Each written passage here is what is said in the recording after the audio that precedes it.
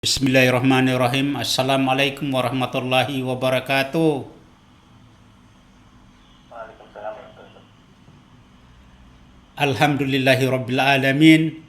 Wa bihi nasta'inu ala umuri dunia wa din. Asyhadu an la ilaha illallah wa asyhadu anna Muhammadar Rasulullah. Allahumma salli ala sayyidina Muhammadin wa ala alihi wa ashabi ajmain, amma ba'd. Para mahasiswa, pada siang hari ini kita ketemu kembali dalam kuliah online mata kuliah ilmu dakwah dengan judul teori dakwah, teori citra dai, teori medan dakwah, teori proses dan tahapan dakwah. Dan marilah kita tak lupa mengirimkan salam dan salawat kepada junjungan Nabiullah Muhammad Sallallahu Alaihi Wasallam, Nabi yang diutus di muka bumi ini sebagai rahmatan lil alamin.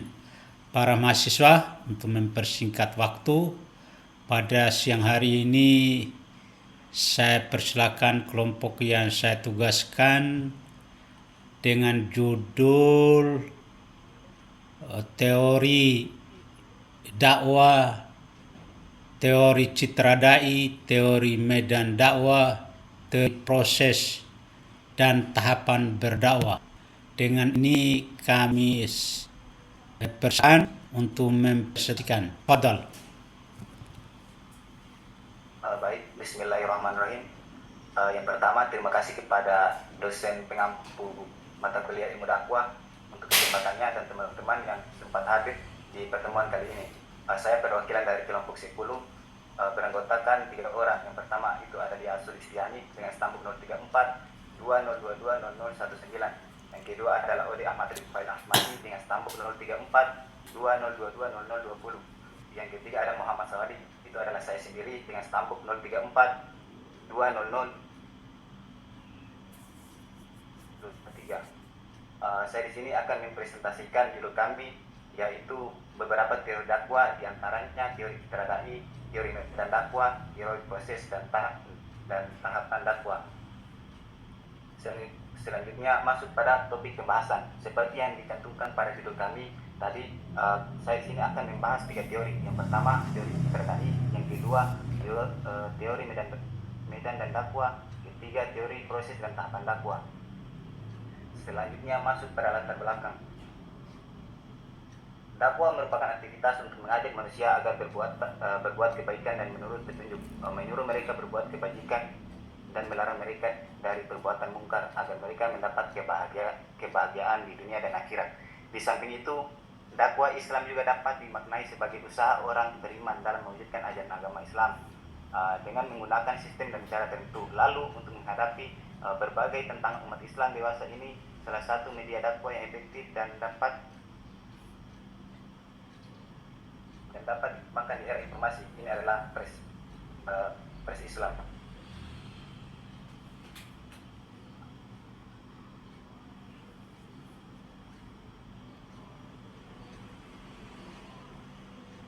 Selanjutnya masuk pada teori citra dai.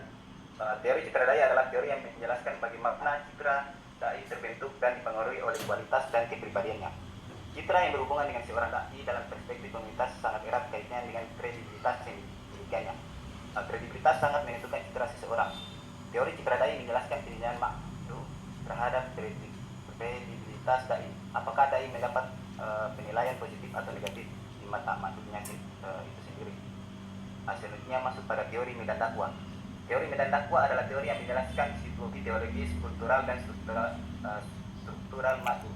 Saat pelaksanaan dakwah Islam ini adalah sebuah ikhtiar muslim dan mewujudkan Islam di kehidupan pribadi, keluarga, komunitas dan masyarakat dalam semua segi kehidupan sampai terwujudnya masyarakat yang terbaik atau dapat disebut sebagai khairul ummah, yaitu tata sosial yang mayoritas masyarakat beriman sepakat menjalan dan menegakkan yang ma'ruf dan secara berjamaah mencegah yang munkar.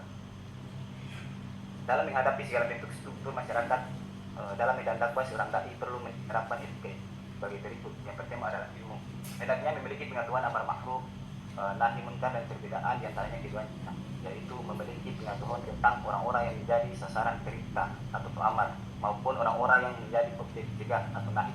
Yang kedua adalah sabar, hendaklah bersabar dan menahan diri dari segala perlakuan buruk, karena tabiatnya jalan dakwah memang demikian. Selanjutnya masuk pada teori, proses, dan tahapan dakwah. Ada beberapa tahapan dakwah Rasulullah dan para sahabatnya yang dapat dibagi menjadi beberapa tahapan. Pertama, tahap pembentukan atau takwim. Kedua, tahap penataan atau tahlim. Pada setiap tahap memiliki karakteristik kegiatan dengan tangan khusus, dengan model pembacaan yang relevan dengan masalah yang dihadapi. Dalam tahapan ini dapat dinyatakan ada beberapa model dakwah sebagai proses, kewujudan, realitas, Islam, sangat khairan. Yang pertama itu ada model buat tahap pembentukan atau takwim. Kedua, landasan dalam membangun sistem dakwah. Ketiga, urgensi sistem dakwah. Keempat, sistem dalam dakwah. Terakhir masuk pada kesimpulan. Dalam kesimpulan ini kita berangkat dari beberapa teori yang dikembangkan tadi, yakni dakwah Islam membutuhkan pendekatan yang tepat agar bisa efektif. Teori keberadaan ini menekankan kepribadian dan akhirnya, sementara teori pengetahuan metode pemahaman arah kondisi masih dan strategi kampanye. Keberhasilan dakwah itu menentukan siapa yang menyampaikan kepada siapa disampaikan dan bagaimana cara. Baik, terima kasih. Setelah kita